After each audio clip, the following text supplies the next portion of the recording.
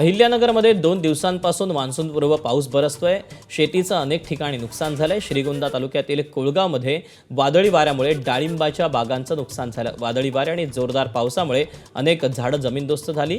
प्रशासनाकडून नुकसानाचे पंचनामे करायला सुरुवात करण्यात आलेली आहे।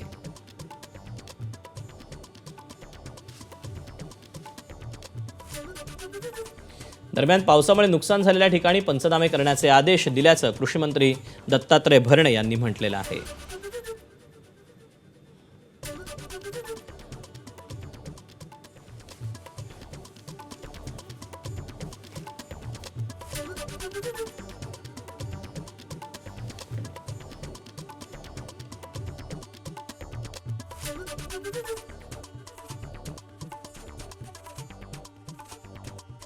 काही ठिकाणी अवकाळी पावसामुळे नुकसान झाले आणि काही ठिकाणी दुष्काळ पडलाय। शेती पाण्या वाचून शेती पिकं जळली जात आहेत।